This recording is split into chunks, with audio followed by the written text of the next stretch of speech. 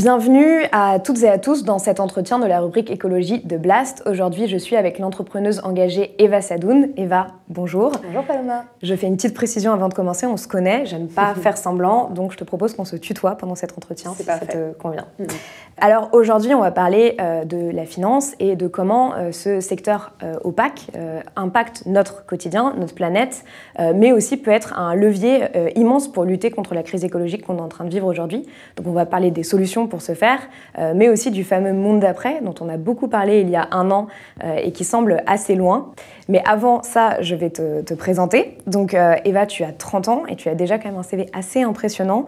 Donc tu es entrepreneuse engagée, comme je l'ai dit, et tu as cofondé Lita.co, qui est une plateforme d'investissement durable à impact positif, avec laquelle tu as déjà convaincu des dizaines de milliers de particuliers, d'épargnants, d'investisseurs, de choisir de mettre leur argent au service d'entreprises plus respectueuses de l'environnement ou qui sont à la recherche, par exemple, de solutions pour réduire les inégalités sociales. Donc Lita.co, pour faire court, c'est un peu un outil pour développer des nouveaux modèles d'entreprise. À côté de ça, tu es aussi coprésidente du mouvement Impact France, qui lui veut transformer le modèle des entreprises et porte en fait un double projet, donc entrepreneurial et politique, et qui s'inscrit, donc selon ce que vous dites sur votre site, dans une perspective européenne et internationale pour contribuer à une société plus juste, plus solidaire et plus durable. Et en mars 2021, tu as rencontré le pape avec une délégation qui a été menée par Pierre Laroutourou, qui était d'ailleurs en entretien sur Blast avec Salomé Saké il n'y a pas longtemps. Et donc tu étais avec Cyril Dion et Samuel Gibowski. Et donc vous avez discuté avec le pape du financement de la transition écologique. C'est parfait, c'est quasiment complet et on a lancé récemment, et c'est un nouveau pas pour plus de transparisation de la finance, une application mobile qui s'appelle Rift et qui permet justement de transpariser l'épargne des particuliers et d'en comprendre en fait l'ensemble des impacts écologiques et sociaux. Donc ça se rajoute un peu à tout ce travail qu'on mène pour une finance plus durable.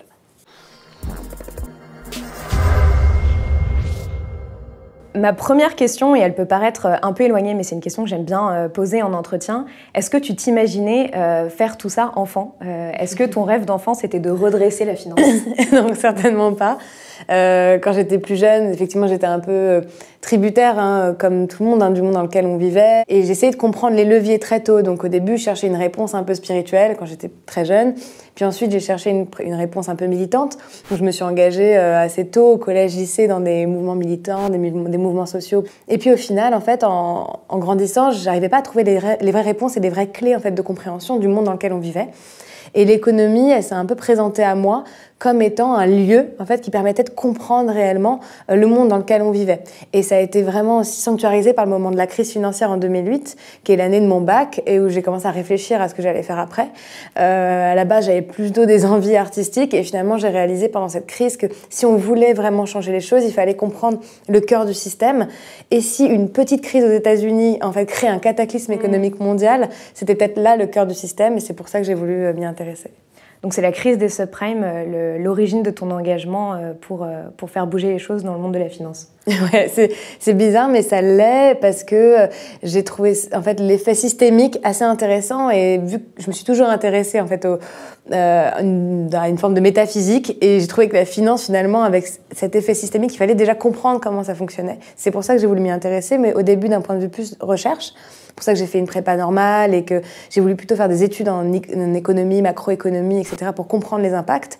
Et au final, j'ai réalisé que c'était une toile d'araignée tellement énorme que c'était compliqué en fait de lutter contre le système financier en tant que tel. Et peut-être en revenant à la source de l'entrepreneuriat, on pouvait réussir à déconnecter l'économie justement de ce monde financier énorme. Du coup, il y a pas mal d'articles qui te présentent comme celle qui veut révolutionner le monde de la finance, rien que ça. Pourquoi est-ce qu'il faut le faire aujourd'hui, et en quoi ça consiste exactement pour toi, révolutionner le monde de la finance ? Le monde de la finance, en fait, il est peu perceptible parce qu'il est présent à plein de niveaux. Il peut être présent au niveau des marchés financiers, qui sont souvent un peu le référent de ce que c'est la finance, un truc super spéculatif, volatile, opaque, que peu de gens comprennent. Mais il est aussi individuel en tant que citoyen, son épargne, ça touche quand même à la moitié de son patrimoine. Il est aussi important pour le milieu économique, et quand on vit une crise économique comme on est en train de vivre aujourd'hui, c'est essentiel de s'intéresser à ça, la colonne vertébrale. Et surtout, ce qui m'intéresse dans ce monde-là, c'est qu'il a infusé l'économie. En fait, il y a eu la période des Trente Glorieuses qu'on connaît connaît bien, qui était une période de prospérité économique dans laquelle en fait la finance était vraiment au service de l'économie, mais au service d'une économie très productiviste qui a détruit beaucoup de richesses, etc. Mais elle était connectée à l'économie. Et ensuite, à la fin des années 80, on a réalisé qu'on n'avait plus cette croissance-là. C'était lié notamment aux crises économiques du début des années 80. Et on a voulu utiliser la finance pour reproduire les effets de croissance qu'on avait pendant les 30 Glorieuses, mais en créant des mécanismes financiers qui en fait continuent à perpétuer la rentabilité qu'on avait à l'époque, mais dans un monde qui pouvait plus proposer cette croissance-là. Donc, et là, on est arrivé aujourd'hui, 30 ans après cette phase de financiarisation, à une hérésie qui fait que le secteur financier maintenant pèse carrément 4 fois plus que le PIB mondial. Donc, il est complètement déconnecté de l'économie, et c'est pour ça que c'est extrêmement important aujourd'hui de s'y réintéresser et de voir comment toutes ces liquidités-là peuvent servir à la transition écologique et sociale, parce que ce dont on parle beaucoup quand on parle de transition écologique, c'est de moyens de financer la transition. Et la finance a les moyens de financer la transition. On parle beaucoup justement aujourd'hui de la financiarisation du monde, de la société. Du coup, en réponse à ça, tu as décidé de créer Lita.co. Comment est-ce que vous incarnez cette nouvelle économie, cette nouvelle vision de la finance que tu veux voir émerger? Il me semble qu'à l'origine, l'objectif, c'était de créer une banque carrément. Est-ce que tu peux nous en dire un peu plus? Ouais, à la base, on avait envie de carrément créer notre banque. Moi, je sortais à l'époque de chez BNP où j'avais travaillé dans l'analyse extra-financière de tous les financements de BNP hors zone euro. Donc, on analysait par exemple un projet nucléaire ou un projet d'huile de palme ou un projet d'armement et on essayait de pousser au désinvestissement de la banque ou à l'amélioration de ces projets-là. Et on se rendait compte, en fait, quand on est dans une banque, que beaucoup de clients sortaient de la banque parce que justement ils n'étaient plus en adéquation avec les projets qui étaient financés par la banque. Il y avait une grosse campagne BNP is a Nuclear Bank à une époque et ça avait fait sortir beaucoup de clients de la banque. Donc on s'est rendu compte que le client, l'individu, en fait, il avait une possibilité d'avoir un impact énorme sur finalement une institution financière. Donc avec mon associé, on s'est dit il faut qu'on trouve un moyen alternatif de reconnecter les particuliers avec la finance, pour ne pas juste qu'en fait l'argent il aille dormir sous les matelas et qu'il ne soit pas utile à la transition. Donc c'est pour ça. Les citoyens réalisent aussi le pouvoir qu'ils peuvent avoir là-dedans, parce qu'on se sent souvent assez impuissant en fait face à ces questions.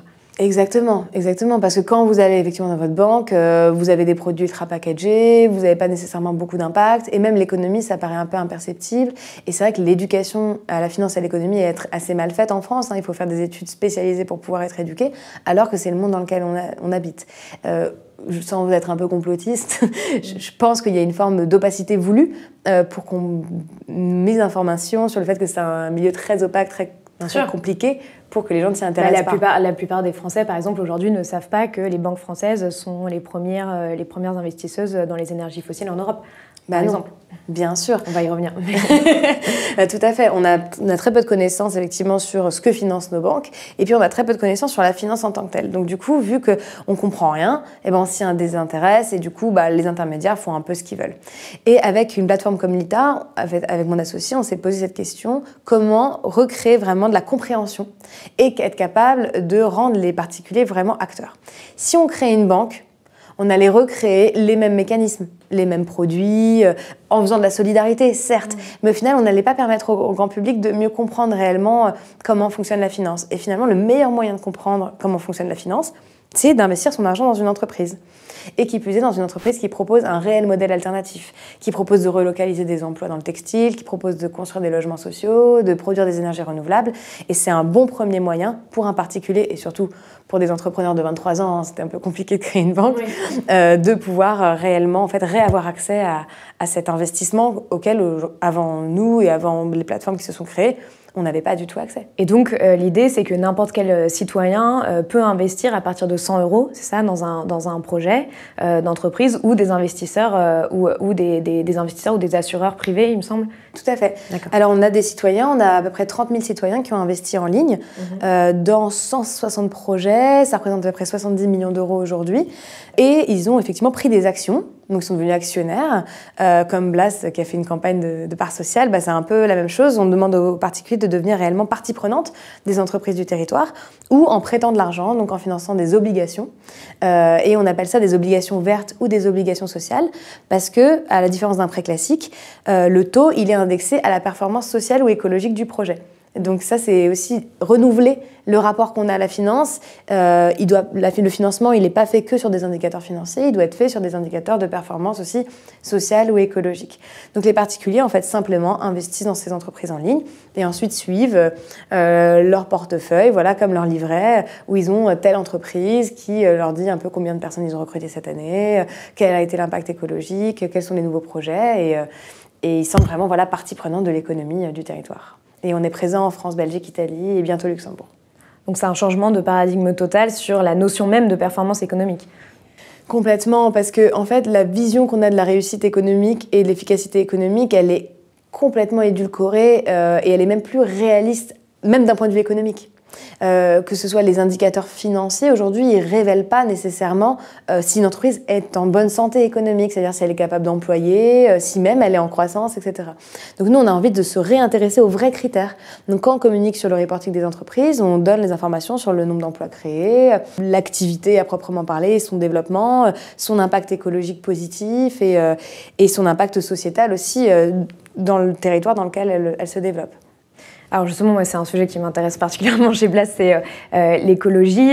C'est quelque chose dont on parle de plus en plus, le fait aussi que la transition va créer énormément d'emplois, et donc tout ça, c'est un peu l'économie du monde de demain. Est-ce que tu peux me donner des exemples de projets en particulier qui ont été financés, qui sont pour toi un peu, dans cet angle justement écologique, un peu représentatif de ce que devraient être les entreprises de demain ? Si on prend un secteur extrapolluant, genre le textile par exemple, on a financé une boîte d'ailleurs qui s'est financée en une journée, qui a levé 1 million d'euros, qui s'appelle 1083, qui relocalise la production de jeans. Ouais, exactement. Et derrière, c'est des impacts écologiques et des impacts sociaux très forts. Et ce qui est très intéressant avec ce projet, c'est qu'il prouve comment, en ayant un cap de transition écologique, ce qui devait être son cap à la base, parce que le secteur du textile, on sait que c'est un des plus polluants et que c'est une raison principale pour laquelle il faut relocaliser, en ayant une vision écologique, finalement, on a une vision sociale. Parce qu'on offre derrière, intrinsèquement, des emplois en local, pérennes, parce qu'on est dans un pays dans lequel on a un droit du travail quand même qui est plus performant que dans d'autres. Et on a vraiment un vrai projet qui propose une solution de résilience et qui a été notamment, pendant la période du Covid, les premiers à produire des masques parce qu'ils n'avaient pas des chaînes de valeur complètement déconstruites. Est-ce que tu peux me dire tu l'as déjà un peu dit, mais un peu plus concrètement, quel est l'impact que vous avez eu jusqu'à présent avec l'ITA? Parce que c'est vrai que quand on écoute comme ça, on se dit 30 000 personnes, c'est pas encore, c'est pas encore énorme, c'est pas encore assez pour renverser la vapeur, on va dire en quelque sorte. Donc quel est l'impact que vous avez eu concrètement, et peut-être aussi les impacts par effet de rebond ou de. Effectivement, l'ITA, et ce qui est intéressant avec les entreprises sociales, c'est que c'est un peu des expérimentations sociétales qui, pour moi, ne doivent pas nécessairement remplacer l'économie, mais être capables de proposer des solutions pour que l'économie change. Donc c'est ce qu'on a essayé vraiment d'être avec l'ITA, c'est un laboratoire. Et donc avec l'ITA, effectivement, c'est 70 millions, 30 000 personnes, etc., 4 pays. Mais ça nous a permis de développer notamment des partenariats avec des banques pour les aider à reconstruire des circuits courts. Donc par exemple, on a travaillé avec beaucoup d'agences bancaires pour qu'elles se reconnectent avec les entreprises du territoire. On a intégré ce qu'on appelle des KYC, ça veut dire des critères socio-écologiques dans les algorithmes de beaucoup de banques pour que la sélection des prêteurs y soit faite aussi sur ces critères. Ça, c'était un gros travail qu'on a fait. On a formé aussi plus de 5000 banquiers privés de banques pour qu'ils apprennent à mieux conseiller aussi les clients quand ils viennent les voir, qu'ils soient capables de donner l'impact écologique et social de l'épargne. Et c'est pourquoi en fait on a monté Rift, d'ailleurs, qui est une solution qui est en train d'avoir un impact énorme et qu'on est en train d'implanter dans toutes les banques. Rift, c'est un peu le Yuka de l'investissement, c'est ça? Exactement, c'est Yuka de l'épargne. Donc vous scannez votre livret A, votre assurance vie, le plan d'épargne retraite, l'épargne salariale, et on comprend les impacts écologiques et sociaux. Parce que souvent en fait, quand il y a on en parlera après, mais des rapports qui sortent sur les banques, etc., on accuse souvent les banquiers. Mais franchement, le banquier, le chargé de clientèle, il n'est pas beaucoup aidé par sa direction. Donc notre but, c'est vraiment de l'aider, lui, à être capable de mieux évaluer l'impact vraiment des produits qu'il propose aux clients pour que demain, il puisse être, lui, l'activiste en interne de la banque et proposer des produits qui sont plus alignés avec des enjeux climatiques et bouger sa direction, quoi.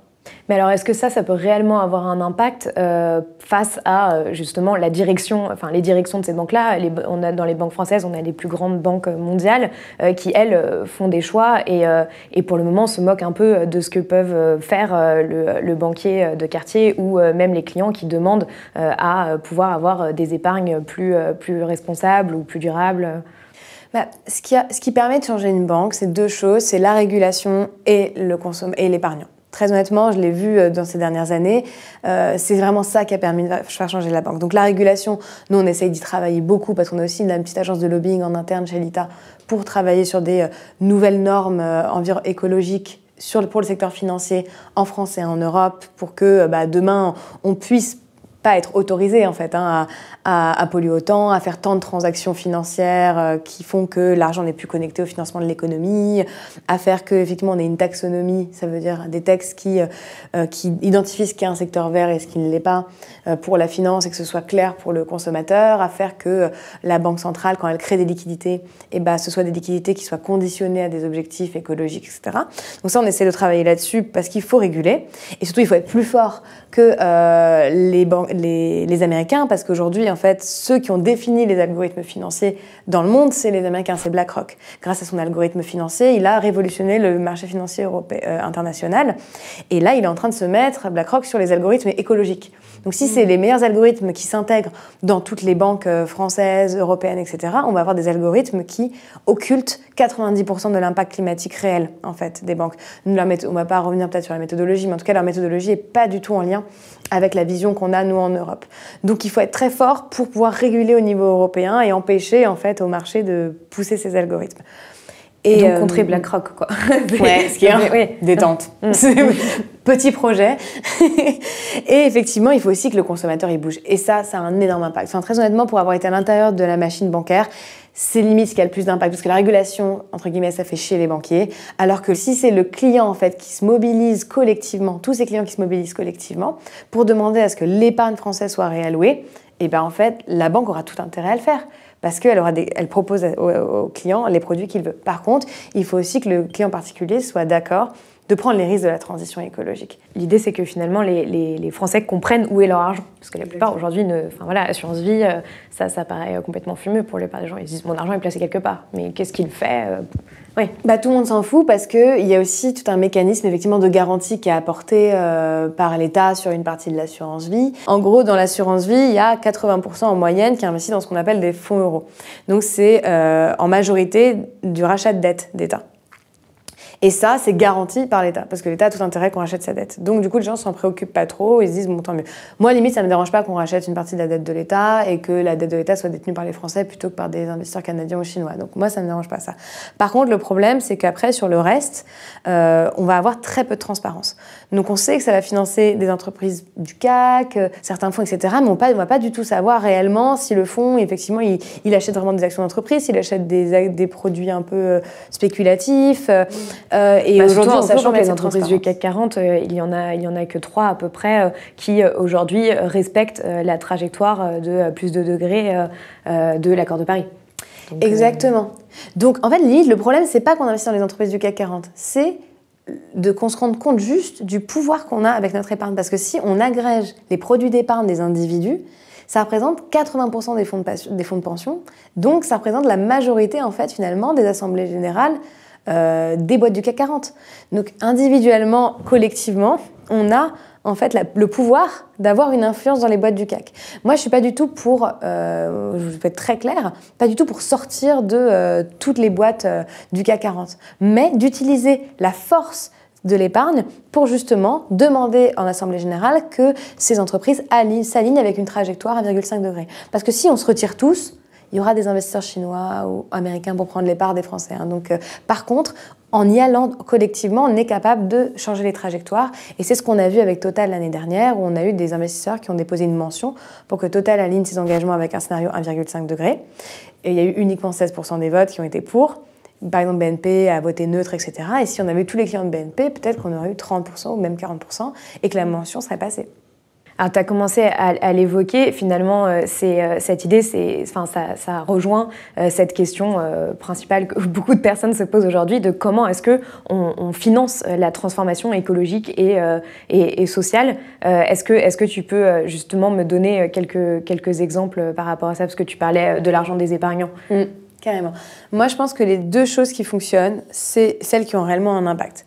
Donc, c'est financer directement l'économie réelle. Donc, je pense qu'il faut effectivement sortir quand même une partie de son argent dans des produits, assurance vie ou plan d'épargne retraite, et investir dans l'économie réelle. Donc ça, c'est avec les solutions qu'on propose, mais pas que. Il faut effectivement investir, je pense toujours, même si il faut que les livrets réglementés soient encore plus transparents, il faut effectivement investir dans les infrastructures publiques. Donc aujourd'hui, c'est le livret A et le livret développement durable qui permettent de le faire. Mais le problème, c'est que la réglementation ne pousse pas suffisamment les banquiers à faire du total transition écologique, même sur le LDDS. Et la troisième chose, c'est l'engagement actionnarial. Donc, quand en fait vous allez voir une banque et que vous lui demandez d'avoir un fonds responsable ou un fonds vert, les deux seuls produits pour moi qui ont un impact, c'est les produits qui investissent en direct, donc ça veut dire des obligations vertes, où là vous êtes sûr que vous allez investir dans un projet de transition écologique, et c'est les projets qui en fait vont voter réellement aux assemblées générales. Donc en fait, la banque s'engage avec l'argent que vous avez déposé de vraiment voter pour une mention climatique ou pour des mentions sociales. Les produits qui sont bien d'un point de vue individuel et d'un point de vue de la morale judéo-chrétienne, c'est des produits qui sont de l'exclusion. Ça veut dire on a un produit, on ne veut pas qu'il y ait de fossiles, on ne veut pas qu'il y ait d'agroalimentaire, voilà. C'est bien pour l'individu. Donc votre conscience, elle est plutôt neutre. Et puis, vous pouvez défendre un modèle dans lequel on sort complètement des énergies fossiles. Mais par contre, ça n'a pas réellement d'impact sur l'économie. Il y a des études qui ont prouvé qu'en fait, en retirant l'argent, il y en a une qui se substitue. Mais c'est en s'engageant qu'on peut vraiment changer le système. Alors, j'ai lu dans une interview justement que tu disais qu'il fallait 1100 milliards d'euros pour pouvoir financer la transition écologique et sociale, dont 180 milliards pour la France. Et donc, finalement, quand on met ça face aux 5000 milliards d'épargne en France, ça... il peut y avoir quelque chose qui se passe. Bah oui, clairement.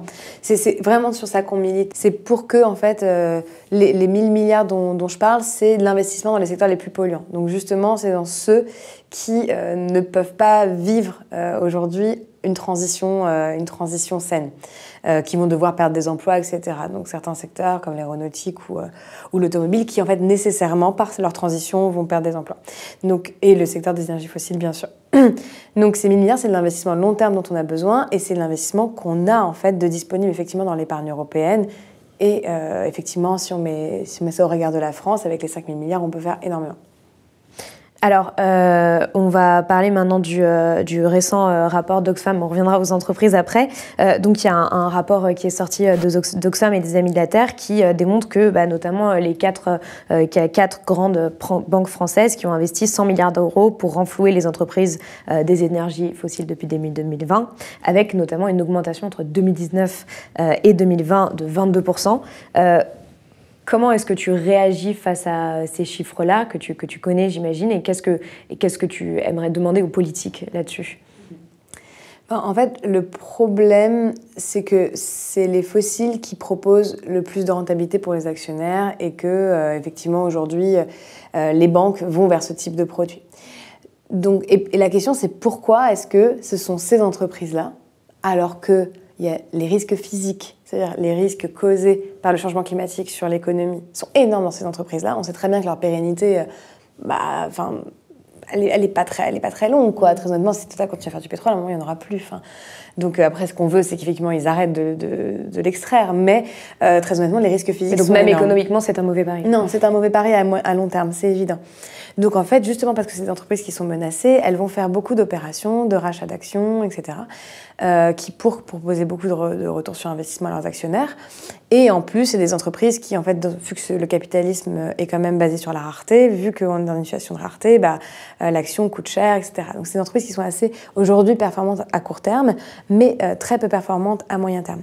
Et c'est pas normal qu'en fait, aujourd'hui, c'est comme ça qu'on évalue les entreprises. Donc nous, et ce qu'on demande justement aux politiques au niveau européen, au niveau français, c'est de réfléchir à comment est-ce qu'on peut avoir une compétitivité économique et financière, mais qui n'est pas basée sur des critères financiers, mais sur des critères de long terme. Des critères de long terme, des critères de résilience et des critères écologiques et sociaux. Et sur ça, l'État, il a énormément de marge de manœuvre. Il a le levier fiscal sur lequel il peut travailler, etc., pour inciter les gens et inciter même les institutions financières à arrêter d'abonder dans ce sens-là. Après, une banque, c'est une structure systémique donc qui est obligée de financer l'ensemble du marché. Tant que le marché est comme ça, les banques continueront en fait à avoir ce type de résultats. Donc, ce qu'on peut se poser comme question, c'est, et ça répète un peu ce que j'ai dit avant, mais quand même, c'est le rôle de la banque dans le changement de ces acteurs-là. Et la banque est le seul acteur, parce qu'on est dans une économie financiarisée, capable de vraiment influencer ces grandes entreprises-là. Donc il faut montrer l'évidence, mais du coup, vu qu'elles ont une responsabilité énorme, il faut voir comment est-ce qu'on peut aussi agir au sein de la banque pour qu'elle soit un vecteur de transformation de ces entreprises-là. Et c'est pourquoi notamment le levier de la création monétaire, il est très intéressant, parce que si la banque a intérêt à faire du financement vert, elle aura intérêt à investir de manière verte dans ces entreprises-là et de les changer. Et donc ça voudrait dire désinvestir de ces entreprises extrêmement polluantes ? Ça voudrait dire désinvestir des secteurs polluants dans ces entreprises-là, parce que ces entreprises vont avoir... le but, c'est qu'elles transforment leur modèle d'affaires. Oui, mais quand on parle des majors pétrolières, par exemple. Oui, elles peuvent se renouveler. Elles peuvent investir dans l'innovation. La transition, elle va être compliquée pour eux. Ça c'est évident. Mais donc, à un moment, il va falloir pénaliser. C'est pour ça que le droit doit aussi pénaliser. Et malheureusement, il va y avoir des emplois et des filières qui vont disparaître. Par contre, il y a quand même un besoin en énergie sur le moyen terme. Et il y a beaucoup de solutions, et là, je ne suis pas une spécialiste, mais beaucoup de solutions pour justement passer du pétrole à autre chose. Et il faut aussi investir pour que ces entreprises investissent dans l'innovation et soient capables d'avoir des ressources qui ne sont pas des ressources pétrolières. Et donc que les banques soient moteurs aussi, motrices dans cet investissement. Exactement. Je pense que le financier, malheureusement, si je ne dis pas ça heureusement, je ne me réjouis pas de ça, mais le financier, c'est quand même celui, avec le client final, mais à un moment donné, le client final, il est obligé d'allumer sa lumière, capable de vraiment agir pour transformer ces structures. Alors justement, on va redescendre à un niveau un peu en dessous sur cette question de la régulation politique, mais là, cette fois, au niveau des entreprises. Je sais que tu as beaucoup travaillé sur la loi climat et notamment le dépôt d'amendements pour une responsabilité climatique des entreprises. Pour rappel, donc, la Convention citoyenne, elle proposait de conditionner les aides publiques et de mettre en place des bonus pour les entreprises qui réduisent leur impact carbone. Et vous, avec le mouvement Impact France, vous avez aussi proposé la création d'un index social et écologique. Pourquoi est-ce que c'est un enjeu primordial aujourd'hui, cette responsabilisation des entreprises ? Parce que c'est elles qui sont responsables des émissions et que c'est elles qui sont capables, encore une fois malheureusement, d'influencer le comportement individuel. Donc il faut que ces entreprises soient capables de changer. Sauf que aujourd'hui, la fiscalité et la réglementation, elle va plutôt dans le sens de la prime au vice, ce que je dis souvent, dans le sens de plus en fait on émet, plus on délocalise, plus notre compte de résultat et on a plus de marge et plus on peut croître. Alors qu'il faudrait que ce soit l'inverse. Il faudrait que ça coûte moins cher en fait. Une prime à la vertu. Une prime à la vertu, exactement. Donc tout le sens de notre plaidoyer climat. Sur la loi climat, c'était de développer une prime à la vertu pour aider les dirigeants. Parce que c'est clairement pas facile, quand vous avez toujours fonctionné d'une manière, de faire votre transition. Sauf que là, on a aussi aujourd'hui une vision hyper caricaturale des agents économiques qui, soi-disant, s'opposeraient aux motions climatiques. Ils s'opposent aux pénalités. Effectivement, parce que c'est compliqué aujourd'hui, en plus en période de crise, pour un dirigeant économique se dire je vais encore avoir des pénalités.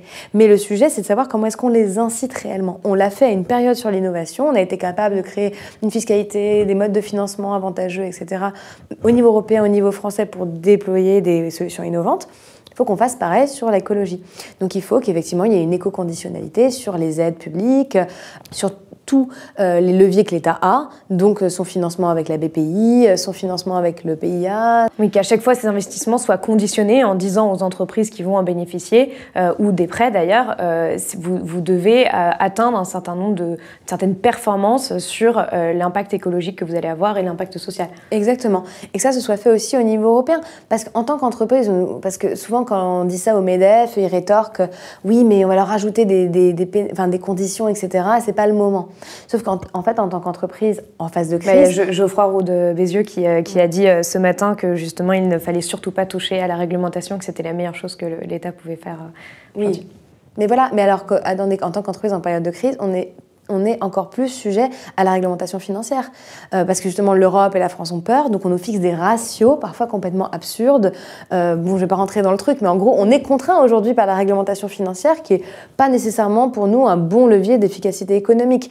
Donc le fait d'être contraint par des arguments écologiques, c'est essentiel, c'est majeur, mais surtout, ça peut être extrêmement incitant. Et on peut avoir aussi une politique fiscale. Là, le levier fiscal est limite plus intéressant que le levier financier, parce qu'en période de crise, une entreprise a besoin d'argent et de l'investir un peu comme elle veut.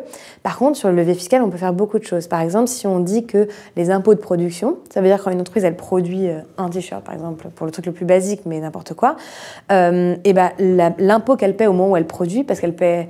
La France, c'est le pays européen dans lequel on paie le plus d'impôts à la production. On est x3 par rapport à l'Allemagne, etc. Donc, du coup, on pourrait juste baisser ces impôts-là quand une entreprise, elle a une production qui est écologique.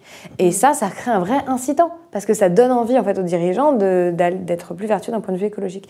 Et ça peut marcher à plein de niveaux. Ça peut marcher sur les cotisations sociales, ça peut marcher sur l'impôt sur les bénéfices. Enfin, on peut vraiment faire des bonus-malus un peu sur toute la fiscalité. Et ça va inciter le dirigeant à faire sa transition positivement, en fait. Il va voir ça comme une opportunité. Alors justement, la plupart de ces amendements n'ont pas été retenus dans la loi climat. Est-ce que vous avez eu quand même des petites victoires et quelles sont les prochaines étapes justement sur ce travail de plaidoyer auprès des pouvoirs publics ?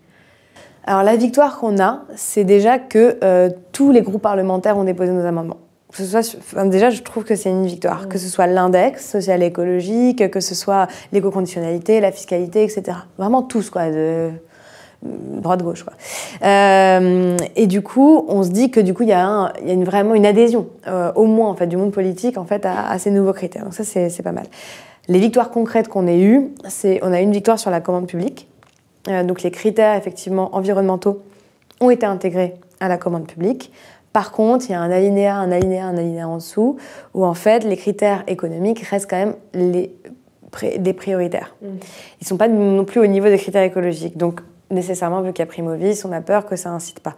Après, du coup, c'est pour ça que le travail, il est national, mais surtout régional et surtout au niveau des métropoles. Et là, on est en train de négocier avec plein de métropoles pour que les critères écologiques soient des critères prioritaires. On a aussi négocié que 5% de tous les marchés publics aillent vers des entreprises solidaires d'utilité sociale. Donc ça, c'est aussi plutôt positif.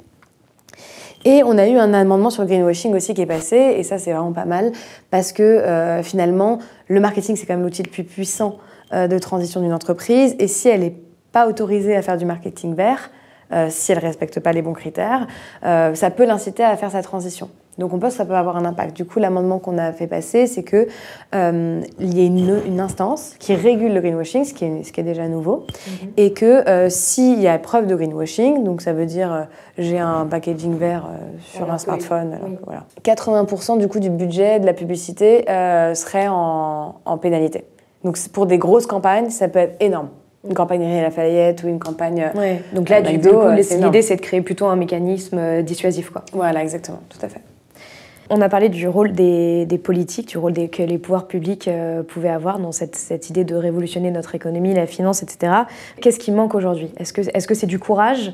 Est-ce que c'est aussi de savoir exactement quelles sont les mesures à prendre ? Est-ce que c'est un manque d'inventivité aussi ? Tu parlais aussi d'index.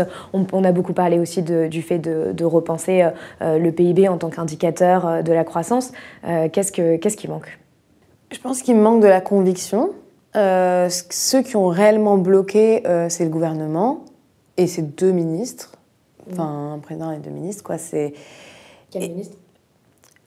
Bruno Le Maire, il n'a pas été d'une grande aide.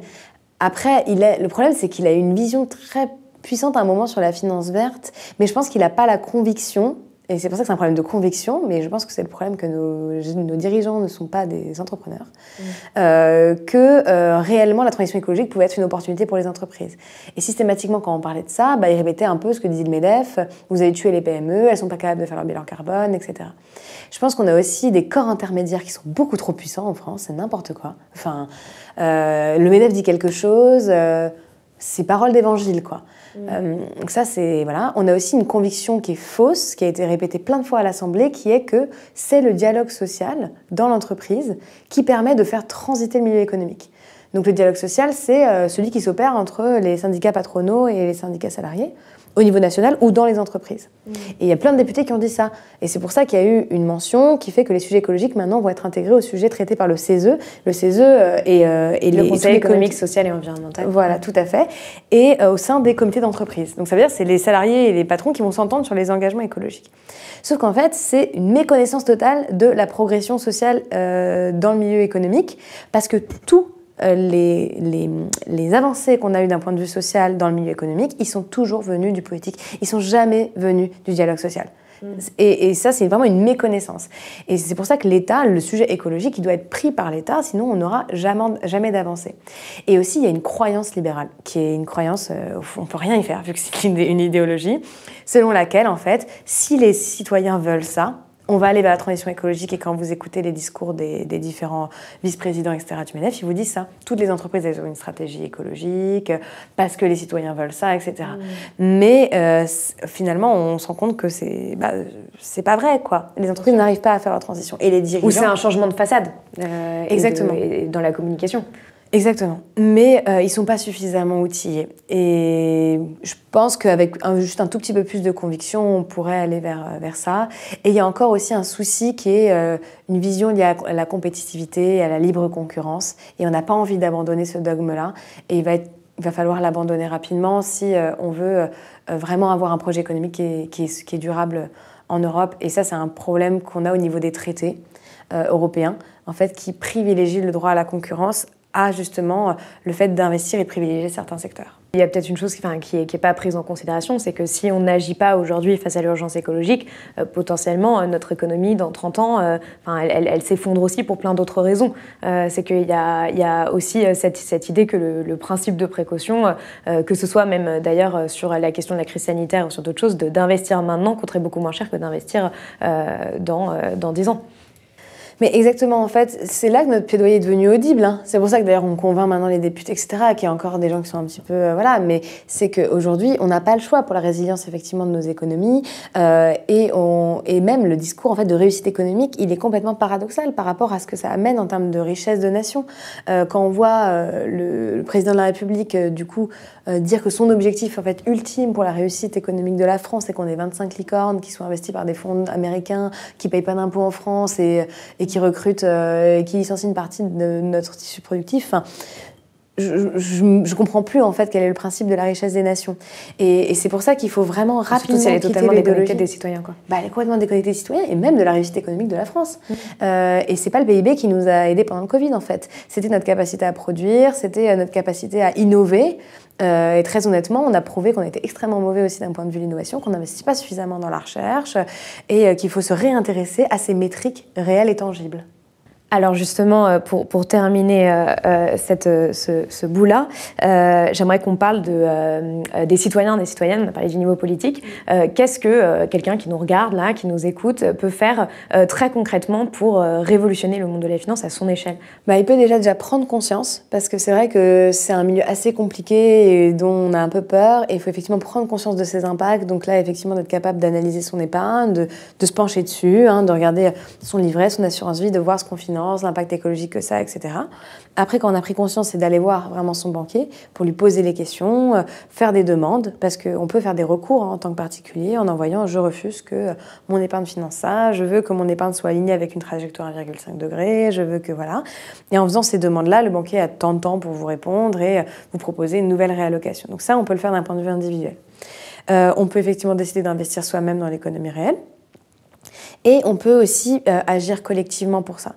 Donc se mobiliser, en fait, être capable de se mobiliser collectivement avec d'autres. Donc il y aura effectivement pas mal de choses qui vont être organisées dans les prochains mois pour pétitions, etc., pour demander à l'État, par exemple, que c'était une proposition de la Convention citoyenne d'ailleurs, que 100% du livret de développement durable et solidaire, qui représente les livrets réglementés, c'est 7% de l'épargne en France, donc c'est énorme quand même. Ça, et se mobiliser collectivement pour ça, et être capable d'agir, de comprendre et transmettre ce message-là, je pense que c'est l'essentiel. Et au niveau de son entreprise aussi, en tant que salarié, d'être capable de se former sur ce que ça voudrait dire avoir soi-même un emploi vert. Et ça, je pense que c'est intéressant de se demander, nous, en tant qu'individu, à quel degré, en fait, dans mon entreprise, je pollue, en tant que maillon. Je suis pas un maillon de la chaîne, quoi. Vraiment re-responsabiliser et réincarner un petit peu son travail pour réfléchir à, effectivement, si tant est qu'effectivement mon métier pollue, ou agir auprès de son CE, parce qu'effectivement, depuis la loi climat maintenant, le sujet écologique, il peut être porté par les salariés d'entreprise.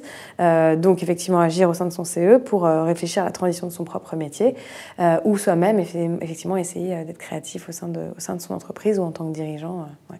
Je mettrai tous les liens de toute façon pour aller plus loin avec cet entretien et pour agir à son échelle. Du coup, pour reprendre un petit peu de hauteur pour finir cet entretien, moi j'aimerais te demander en fait quel est ton objectif à long terme et si vraiment une finance vertueuse c'est possible, parce que ça paraît quand même un peu une oxymore aujourd'hui. Oui, moi je pense qu'une finance vertueuse c'est possible, qu'il va falloir se passer de beaucoup de mécanismes, donc il y a une partie de la finance qui doit disparaître.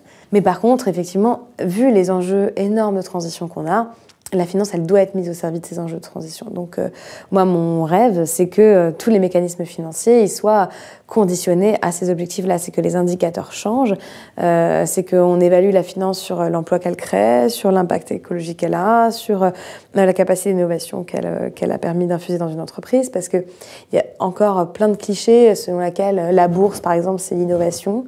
Une entreprise perd 40% de ses capacités d'innovation quand elle rentre en bourse. Donc en fait, la financiarisation, elle n'a jamais aidé, même à l'innovation. Et il y a notamment un bouquin qui est hyper intéressant qui s'appelle The Valley, qui montre que ceux qui ont créé les GAFA ou les entreprises dans la Silicon Valley, en fait, ils se sont fait voler leur rêve de développement par la finance. C'est quand la finance est arrivée qu'on a eu tous les impacts négatifs de ces structures-là. Donc effectivement, c'est une finance à sa place, une finance qui doit exister demain, et une finance qui est uniquement liée aux impacts écologiques et aux impacts sur l'emploi qu'elle peut avoir, et qui, pour une fois, vu qu'on peut créer des liquidités comme ça, et tant qu'à faire, autant faire que ça puisse sauver le monde. Genre, ce serait pas mal. Vu qu'on a un discours idéologique d'un côté, parce que je considère que le discours néolibéral, c'est un discours idéologique, qu'on puisse en porter un de l'autre pour effacer cette idéologie-là qui nous amène nulle part. Alors, dernière question, justement, donc on a parlé de tout ton engagement, de tout ce que tu fais, et du monde d'après qui n'arrivait pas. Donc j'aimerais te demander quel est toi ton monde d'après, ton scénario idéal. Si toutes les planètes s'alignaient, ça se passerait comment? Je pense que l'économie, c'est un lieu de liberté, c'est un lieu d'émancipation. Quand on nous dit que c'est un truc qui est gravé dans le marbre, un système qu'on ne peut pas bouger, moi je ne comprends pas, c'est pas vrai. Je veux dire, on a changé de système radicalement tous les 40 ans depuis 200 ans.